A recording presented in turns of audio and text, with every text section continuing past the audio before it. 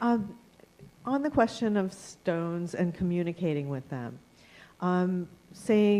taking into account the idea of Machu Picchu, yes, where I spent quite a bit of time. And one of the things that I've always loved to do is to, at night, staring at Machu Picchu, yes, connecting in with that mountain, and the journey that it takes you on as you merge more and more with the energy of that particular mountain. yes.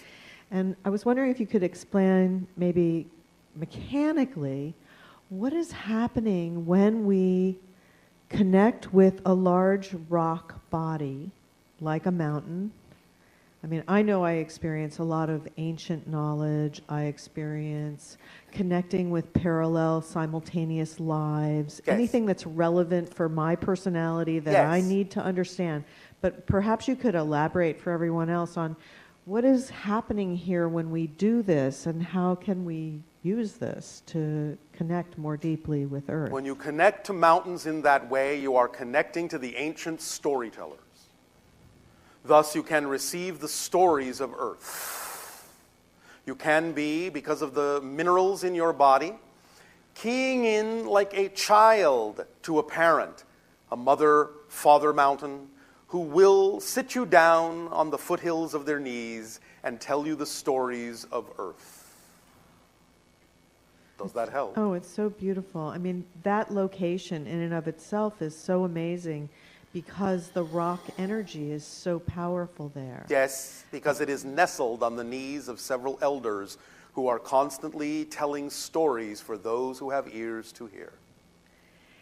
And when you look at the stones themselves, they're cut yes, so perfectly. Yes. Was this part of that ancient technology you were describing? Well, yes, to some degree, although in some cases some of the stones weren't cut that way, although they may have been originally cut to a certain shape, they were thus then pressed together by being softened, and thus they were allowed to harden. That's why they fit so closely. So vibration. Because at one time, vibrationally, they were turned into clay and then allowed to reharden as stone.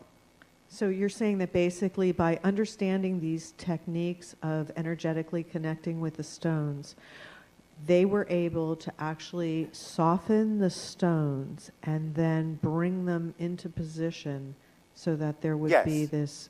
Now, they had an intermediary substance sometime, not all times, but sometimes they had an intermediary substance that was a particular kind of plant juice, the vibrations of which acted as the intermediary between the human and the stone beings. The plant, in that sense, acted as kind of a intermediary diplomat to translate the vibrations of the human to the vibrations of the plant to the vibrations of the stone.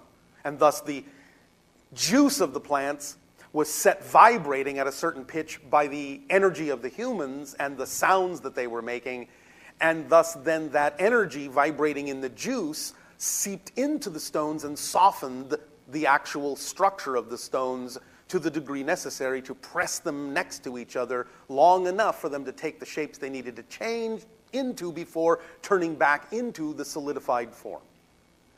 That's so amazing. I noticed when I was there, like if I walked on the stones at night, it was yes, as if my feet knew each stone personally. Oh, yes. And also the sensation that there were hybrid children in that environment, and that there was a lot of this interdimensionally, obviously. And yes, it is actually quite a playground.